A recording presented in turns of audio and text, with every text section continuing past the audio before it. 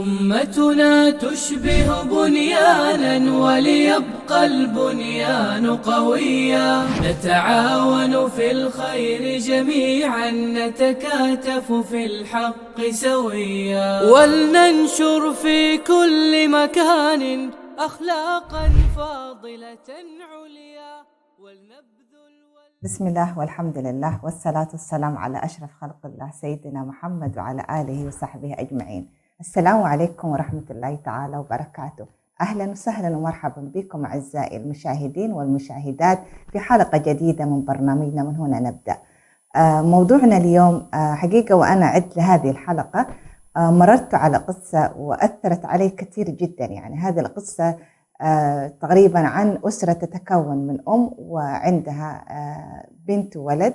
بعد وفاة زوجها الأم هاجرت لإحدى الدول الأوروبية وعاشت هناك وكبروا البنت والولد، يعني أصبحت لهم حياتهم الخاصة وكشيء طبيعي جدا. يعني حصل الولد بعد ما تزوج بقى عنده أسرته الخاصة به، والبنت كذلك. الأم كانت تعيش مع البنت يعني. فحصل كعادة العلاقات الاجتماعية حصل خلاف ما بين الأخ والأخت، ووصل مرحلة الخلاف يعني المقاطعة، وأصبح الولد خلاص يعني ما يزور أمه ولا يزور أخته حتى في المناسبات حتى في الأعياد. وهم يعني في هذه الحالة سبحان الله إذا بحادث مروري حادث سيارة الأم والأخت والبنت توفى يعني. فبعد الوفاة كان الموقف بالنسبة للأخ اللي هو الابن كان موقف فعلا مؤلم جدا، وموقف فيه كان كثير من الأحزان والندم والمواقف اللي يعني حقيقة يعني كون أنه تفقد الواحد يفقد أمه وأخته وهم يعني غير متصالحين غير راضين عن بعض يعني، وهم في خصام سبحان الله يعني. فكانت فعلا قصة مؤثرة جدا وقصة حقيقية. وقيس على ذلك يعني كم من الأسر، كم من العلاقات، كم من الأقارب يعني يحصل بيناتهم يعني خلافات تصل مرحلة المقاطعة والخصام، ويعني يتوفى أحد الطرفين يعني. وسبحان الله هذه الأشياء كلها يمكن تدل على شيء واحد، يعني نحن نختلف لكن هذا الاختلاف ما يصل بين حد الخلاف والخصومة. فموضوعنا اليوم إن شاء الله الاختلاف وليس الخلاف. الله سبحانه وتعالى خلقنا نحن مختلفين في كل شيء، مختلفين في طريقة تفكيرنا، مختلفين في أشكالنا، في ألواننا، في انتماءاتنا، مختلفين في قبائلنا، في شعوبنا. فتجد إنه في كل مكان تجد حتى في الدولة الواحدة تجد إنه عدة لغات، عدة لهجات، عدة أعراق ويعني والشعوب. هذا الاختلاف للتنوع، الاختلاف للمزيد من التطور، الاختلاف يعني الله سبحانه وتعالى يا أيها الناس إنا خلقناكم شعوبا وقبائل لتعارفوا إن أكرمكم عند الله أتقاكم. الاختلاف لا يعني إنه يعني الشخص مفضل على الثاني. والاختلاف في موضوع الاختلاف هنالك في مسلمات، بمعنى إنه الاختلاف سنة كونية. والله سبحانه وتعالى يقول في محكم تنزيله ولو شاء ربك لجعل الناس أمة واحدة ولا يزالوا مختلفين. هذا الاختلاف الله سبحانه وتعالى يعني خلقنا نحن مختلفين كبشر، واختلاف حتى في الكون نفسه وفي النباتات عزكم الله، في الحيوانات، اختلاف الليل والنهار. كل هذه السنن الكونية تدل على الإبداع، تدل على أن هذا الكون لا يسير بوتيرة واحدة ولا بنمط واحد، وينبنى على هذا الاختلاف ينبني كما ذكرت ينبنى عليه تفكيرنا، طريقة يعني نظرتنا للأمور، مقدراتنا العقلية، مقدراتنا المهاراتنا الاجتماعية. من المسلمات كذلك يعني دائما يحصل الاختلاف بشكل مستمر. يعني يحصل في الأسرة اللي يمكن القصة اللي ذكرتها بيحصل في بيئة العمل، أحيانا في مؤسسة، في أي كانت هذه المؤسسة بيحدث بشكل أوسع في المجتمع. ونجد أن أحيانا تحصل خلافات بين الجيران، تصل مرحلة المنطقة، الشعوب، القبائل وهكذا.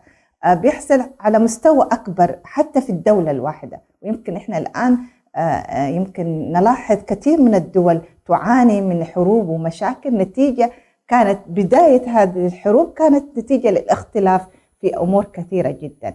الاختلاف كذلك بيحدث في كل زمان ومكان. ممكن تستحضرنا قصة سيدنا عمر رضي الله عنه، حصل خلاف بينه وبين زوجته، بعدين زوجته علت الصوت عليه، وطبعا سيدنا عمر استنكر، يعني كيف تتجرأ وإنه هي يعني تتكلم معه بهذا الأسلوب بهذه الطريقة. فقالت هو يعني حتى الرسول هو أشرف خلق الله، يعني هو النبي ويحصل بينه وبين زوجاته. طبعا سيدنا عمر استنكر الأمر، قال أو تفعله حفصة، وهي حفصة بنت العمر زوجة النبي عليه الصلاة والسلام. فطبعا زوجته قالت له طيب أنت يعني أسأل حفصة بنتك وكيف تكون يعني كيف العلاقة في بيت الزوجية بالنسبة للرسول، كيف مع زوجاته، هل زوجات يختلف معه؟ يعني طبعا الاختلاف حتى حدث في بيت الرسول. وقالت وسأل بنته حفصة في مجمل في معنى القصة، وإنه هي أثبتت له إن أحيانا يحصل خصام ممكن تهجر إحدى زوجاته يعني لحد الفجر يعني. فهذا دليل على إنه الاختلاف تعتبر هي بتحدث في كل مكان وفي كل زمان، وبتحصل مع كل الفئات، بتحصل على مستوى الأفراد، على مستوى الجماعات، حتى في البيت الواحد في الأسرة تجد إنه الأبناء مختلفين في وجهات نظرهم. فيبدأ إنه هذا الاختلاف، بما أن نحن الآن مختلفين في طريقة تفكيرنا، مختلفين في كل شيء، طيب ما هي الأسس التي انبنى عليها الاختلاف؟ إذا نحن اختلفنا وهذه سنة كونية، كيف نبني هذا الاختلاف على أسس حقيقية، على أسس ممكن تؤدي في نهاية المطاف تؤدي بنا إلا نحن نقدر كيف ندير هذا الاختلاف. أولا أسس الاختلاف اللي ينبنى عليها هي المواجهة. إذا حدث بيني وبين زوجي، بيني وبين أخوتي، يمكن القصة اللي بدأنا بها الحلقة لو كان مبنى على المواجهة، مثلا الأخت اختلفت مع أخوها، تواجه أخوها بالموضوع، يعني إيه السبب اللي هو أخذ في خاطره منا. فلما يعني حدوث يمكن إدارتنا من خلال المواجهة، من خلال المكاشفة، من خلال الشفافية والمصارحة، بيزيل كثير من التراكمات. لكن إذا كل واحد مننا اكتفى بأنه أنا كيف أواجه، كيف أتكلم معه، ليه هو ما يجي يعني مثلا يبادر، ليه ما هو يتكلم، وده بيحصل أحيانا للأسف الشديد. يعني إخوتي وأخواني الكرام، حتى في إطار العلاقات الزوجية تجد أن الزوجة تقول هو ما بادر، هو ما سأل مني، وأحيانا تأخذ في خاطرها. ربما هي لو واجهت الأمر، ربما لو هي صارحته بما يغضبها، بما هو في ماخذ في خاطرها منه، أكيد يعني كان تتضح كثير من الأمور اللي هي المبادرة والإقدام، وخيرهما الذي يبدأ بالسلام. دائما نحن نكون مبادرين، الإنسان الإيجابي يبادر، الإنسان الإيجابي يكون واضح، ويكون يعني يكون يعني يواجه المشكلة بشفافية بوضوح. تحمل المسؤولية هذه واحدة من الأسس اللي ينبنى عليها الاختلاف. إذا اختلفنا في وجهات النظر، لابد أن أتحمل مسؤوليتي. إذا كنت أخطأت لابد أن أعترف بخطئي، وتحمل المسؤولية يمكن يحل بنسبة أكثر من 50% مشاكل نقدر نحلها إذا نحن تحملنا مسؤوليتنا اتجاه هذا الخطأ واتجاه. لكن لو أنا أصبحت أدافع لا، يعني دائما أنا يعني أكون في موقف الدفاع. فالشيء الطبيعي هذه فطرة الإنسان، يعني لو أنا يعني تمسكت برأيي وأنا أدافع عنه، الطرف الآخر حيتمسك هو كذلك برأيي. يعني الحوار الفعال من الأسس وقت الاختلاف هو الحوار الفعال وليس الجدال. بمعنى إنه الحوار الفعال أنا ممكن بعد النقاش، بعد التوضيح، أنا أستطيع أن ألخص الموضوع. مثلا أقول يا زوجي، يا ابني، يا أختي، يعني كل ما محيط بي من العلاقات، نحن نلخص الموضوع. طيب ما هي نقاط اختلافنا؟ 1 2 3. فهذا الأسلوب، هذه إدارة الحوار، إدارة الاختلاف، من الأساليب اللي تعالج كثير من المشكلات. لكن لو أصبحنا إحنا في جدل، والجدل دائما ما بيأتي بحلول مفيدة، بل هو الحل الأفضل والأسلوب الأفضل هو الحوار الفعال. عدم الهجوم، والنقطة التالية اللي هي عدم الهجوم والتحكم في الغضب. يعني هذه واحدة من المهارات. يعني أحيانا في كثير من الناس تنقصهم المهارات الاجتماعية واللي هي الذكاء العاطفي، كيف يعني يناقش الطرف الآخر، كيف يحاور. إذا أصبحنا نحن نهاجم أنت كذا، أنت دائما مخطئ، أنت دائما فعلت كذا، يعني رد الفعل الطبيعي جدا حيصبح هو كمان يدافع عن نفسه، وبالتالي قد تعلو الأصوات، وبالتالي بيكون يعني كثرة اللوم وكثرة الهجوم تؤدي في نهاية المطاف إلى الغضب، والغضب ربما يعني ينهي الاختلاف أو الخلاف، ربما ينهي بالقتل، أو بتكون يعني خاتمة النقاش شيء يعني عواقبه تكون وخيمة جدا. التحكم في الموقف وليس على الشخص، يعني أنا ودي بتحصل كثير يعني في مشاكلنا الاجتماعية. في بعض الناس دايما يقول أنت دائما تهين، أنت دائما تسيء إلي. لا، هو الأفضل والأسلوب اللي يكون دائما أسلوب فاعل، اللي هو أنا ممكن أقول أنت في موقف الفلاني أنا شعرت، يعني كلماتك أشعرتني بالإهانة، بمعنى أنه أنا ما أقول أنت أهنتني.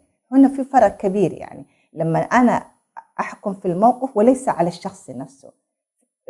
يعني هي نوع من الأساليب أو التقنيات والمهارات اللي تلطف أجواء الاختلاف، تلطف أجواء النقاش. دائما أنا ما أحكم أقول لزوجي أو لبنتي أو لأختي أنت دائما تسيء إلي، أنت تهينيني، أنت اتهمتيني. لا، أنا في هذا الموقف شعرت بالإهانة، أنا في هذا الموقف شعرت أنه أنت ما مصدقاني، أو شعرت بأنك أنت ما زلتي ماخذة في خاطر الشيء.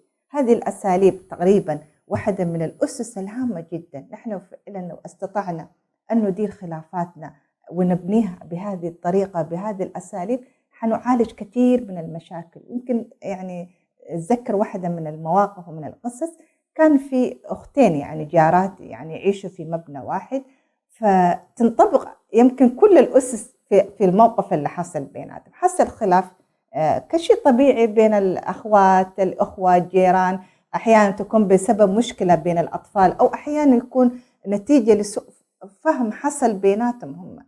فأصبحت الأخوة تجي للطرف الثالث اللي هي جارتها الثالثة وتقول لها فلانة فعلت كده وعملت كده، يعني يمكن تحكي كل القصة. لكن هذه بالعكس، يعني الموقف ده يعني الجارة الثانية اللي كانت تشتكي لها للأسف ما كانت هي الشخص المناسب. يعني هو دائما الاستشارة تنبني على الشخص الحكيم، الشخص العاقل اللي ممكن يراعي يعني سبحان الله حقوق الله، ويراعي يعني بيكون فيه التقوى وفيه المخافة من الله سبحانه وتعالى، ويكون حريص على أنه يجمع وليس يفرق يعني. فأصبحت الأخت الطرف الثالث هي اللي أشعلت النيران يعني، وأصبحت تقول له أيوة هي فعلت كده، ويوم فلان مع فلانة فعلت كده. وهذه الطريقة تقريبا يا إخوتي يعني بتحصل بشكل مستمر، يعني حتى في داخل أسرنا الممتدة بتحصل بين الأسر، والشخص المناسب ما بيكون هو فعلا أداة فاعلة. ولو كانت هذه الأخت حقيقة هي واجهت صديقتها وجارتها وصارحتها وبادرت ووضحت وجهة نظرها، ربما كانت سوف تزيل كثير من المشكلات. يبقى إنه نحن كيف ندير خلافاتنا؟ الاختلاف وليس الخلاف، يعني بما أن نحن نختلف وجهات نظرنا، نختلف في انتماءاتنا، نختلف في مهاراتنا، في طريقة تفكيرنا، نحتاج إن إحنا ندرب أنفسنا، ونحتاج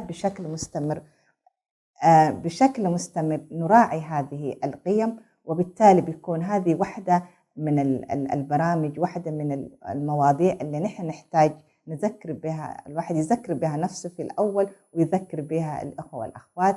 وإن شاء الله حيكون لنا لقاء آخر في نفس الموضوع، حيكون في كل حلقة حنتناول جزء معين في موضوع الاختلاف وليس الخلاف.